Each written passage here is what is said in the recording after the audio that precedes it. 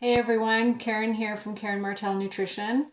Today we are going to talk about what is plaguing every woman, it seems like, over the age of 35 right now, which is hormone imbalances.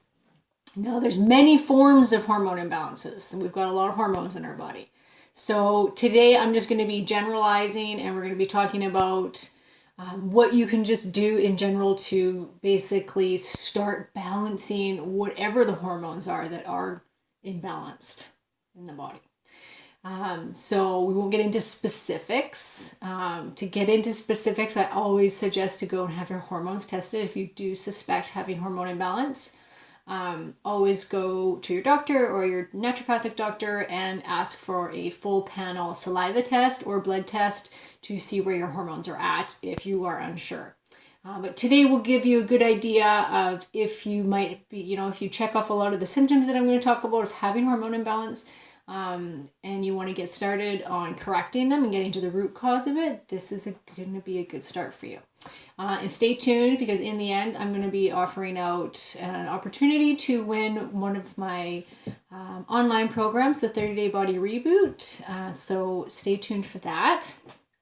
So hormone imbalance should always be looked at as what is the root cause. We tend to go to our doctors for one or more of the symptoms of hormone imbalance. So whether we'll go through the symptoms right now is of hormone imbalance.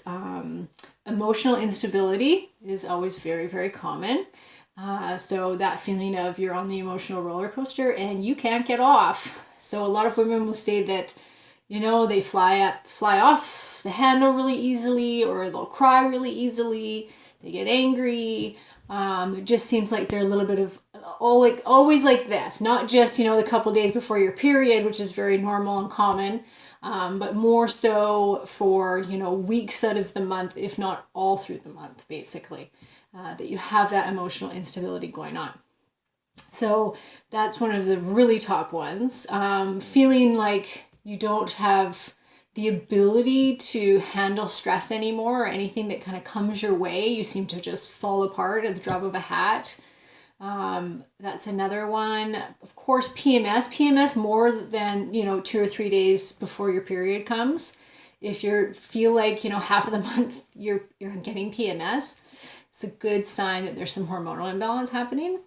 Of course, weight loss resistance. So you're doing everything right. At least you think you're doing everything right. You exercise, you eat well, but yet you keep gaining weight or you cannot lose the extra weight no matter what attempts. And I've had people that have said, women that have said they've gone on like 500, 800 calorie a day diets. They've been working out like mad and they will not lose a pound. So that 100%, they say it's like 99% of weight loss resistance is hormonal dysfunction. So, and then when it comes to weight too, is weight around the middle. Like if you tend to gain it in the middle, it's also a very good sign that that's a hormonal thing.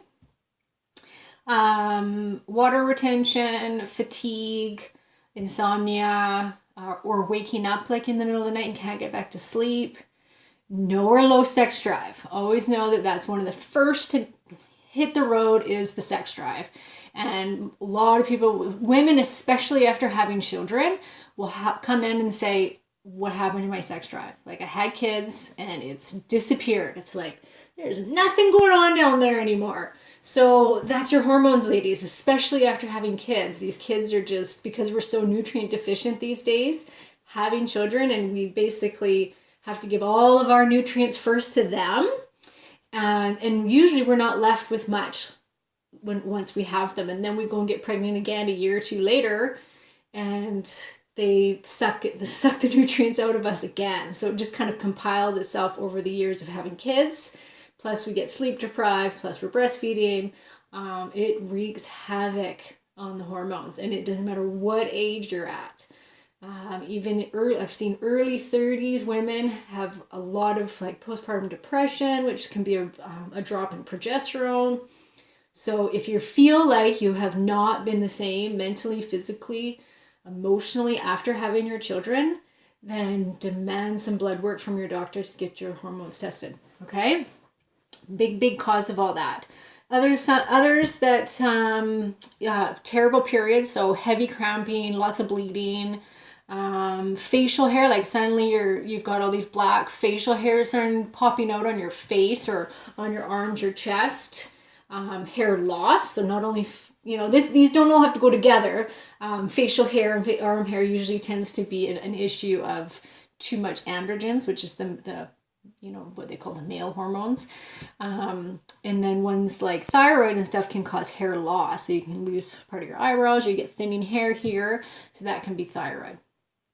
Okay, so those are a couple of the really main ones that I see usually of hormone imbalance. So what can you do about it? So I'm going to give you guys like the number one, and they're kind of broad tips, there's a lot to them, but you can get started. So first and foremost, because what will cause havoc or what will wreak havoc on your hormones more than anything else, and if you've been following me for a while, I talk about this all the time, is stress. Okay, so I'd say about 98% of hormone imbalance is caused by stress. And that goes also towards bad menopause symptoms as well, like perimenopause. If you're just going through hell with your perimenopause and living with the hot flashes and gaining weight and bitchy and cranky and all that stuff, fix the adrenal system first.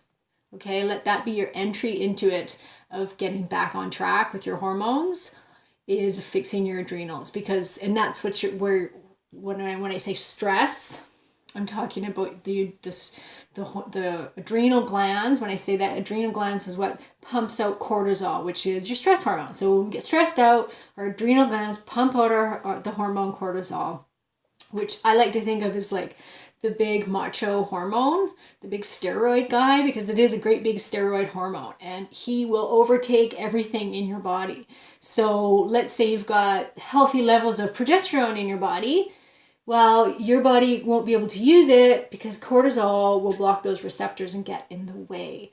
So it's kind of like a very general way of explaining it. That goes with thyroid too. It'll really block the body's ability to use your thyroid. And your thyroid is your metabolism. That's the way you can think of the thyroid. How high up is your metabolism running?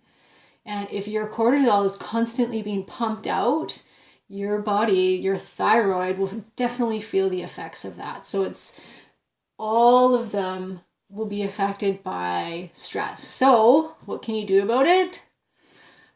You have to start to become more aware of your everyday, really, and you have to take time to just quiet the brain, whatever that is for you, whether it's walking in nature, that's a really good one, meditation, yoga. A lot of women will say exercise, but unfortunately, high cardio exercise actually pumps out more cortisol. It also pumps out endorphins, so you get the feel good, but if you're having cortisol constantly being pumped out, I don't include high amounts of exercise as being something that's going to lower cortisol, because it only raises it. Great to do it, and I always highly suggest it, but when we're trying to lower our cortisol levels, you have to include calming exercise. So that's when I say yoga is one of the best ones to use, especially if you can't handle like sitting in meditation, because you're the kind of person that always has to be go, go, go, which I am. And so I found that yoga kind of forces me into the meditation. That's why it's called moving meditation.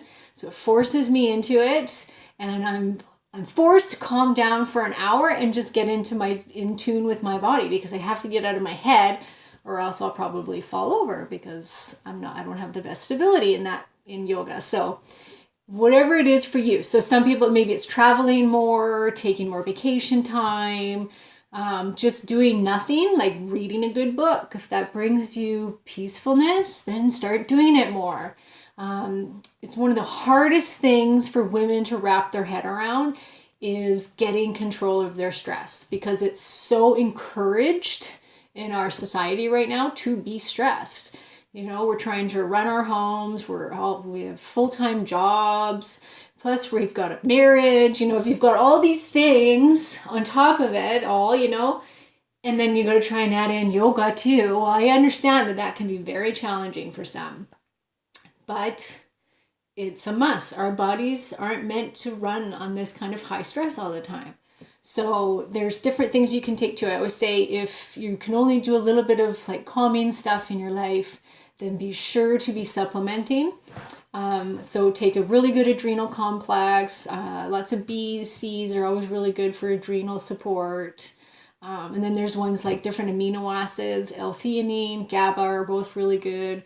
Phosphatidylserine is a good one.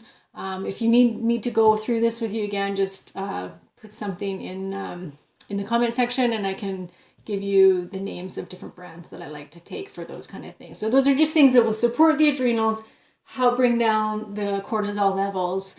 And if you feel like your life is going to be stressful no matter, like mine, then I make sure that I always take my supplements to support my adrenal system and get as much calming things into my life as I can. Okay, so that's first and foremost. Don't ignore it. Don't just push it aside and think, oh God, I can't do that. It's just another thing to put on my list. Well, then expect to not have your hormones get in check and still keep living through hell and day to day not enjoying your life. So you kind of have to weigh what's worse. You would learning how to meditate or keep gaining weight and being on an emotional roller coaster for the rest of my life. I think I'd rather learn how to meditate, but you guys decide. Okay, so second to that is lowering inflammation. So inflammation, and which is very general once again, but inflammation is going to wreak havoc on every system in your body. One being your gut, of course. So that's when it kind of comes full circle to diet. You want to make sure that you're eating the right foods that are supporting good digestion so that you're absorbing the good nutrients that you're out of the food that you're eating.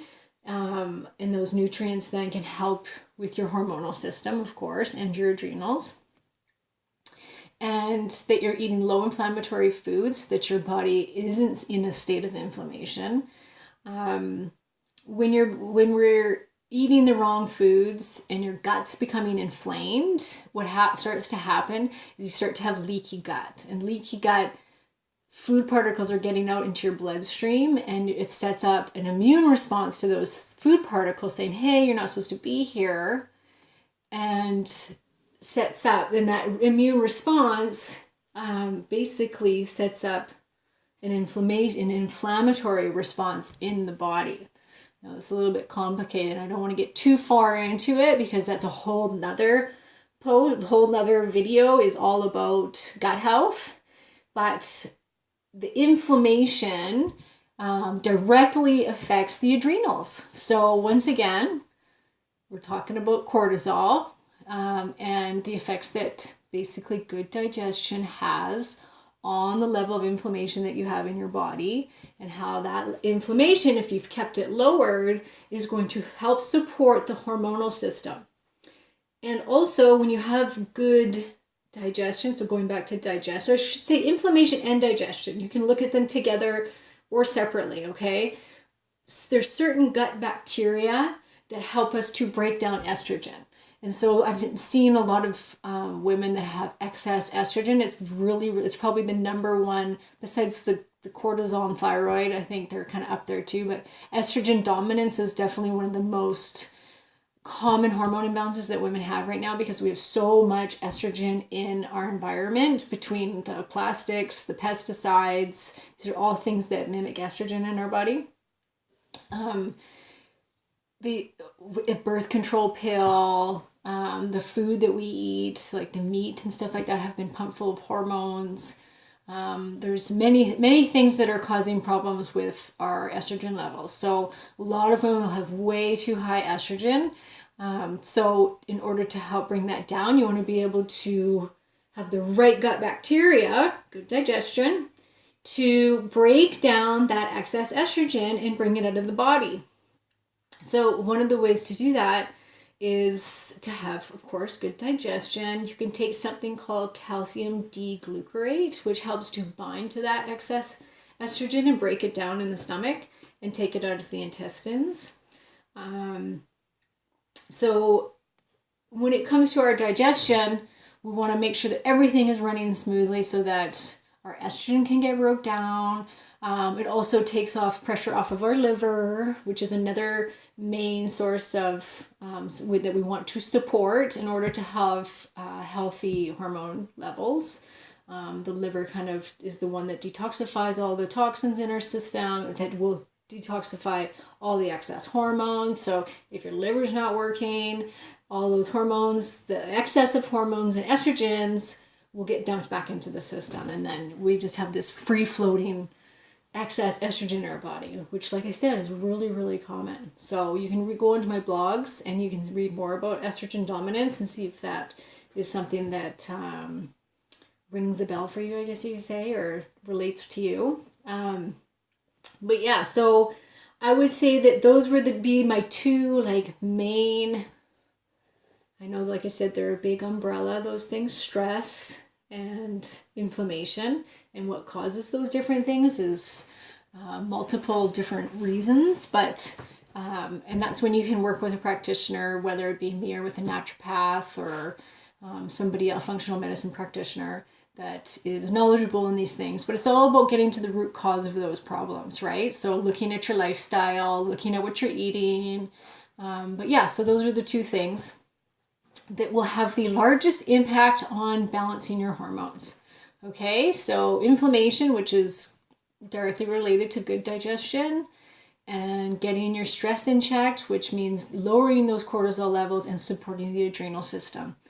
Okay, so those are the two top things for today. If you have any comments, please leave them below, and I'll get into more specific hormones at a later date, because I'm sure there's obviously many, like I said, many different hormone imbalances that you can have, but you can usually count on the fact that they all work together. So when one's low or one's super high, they'll be affecting all of those hormones. So you still look at it the same way and get to the root cause of the problem. All right. So for those of you that are interested in winning a free 30-day Body Reboot, so that's my 30-day program that I have online. You can go online under 30-day Reboot and see what it's all about. I'm offering out a free copy of that, or one free copy of that for the winner. I'll put your name in the draw.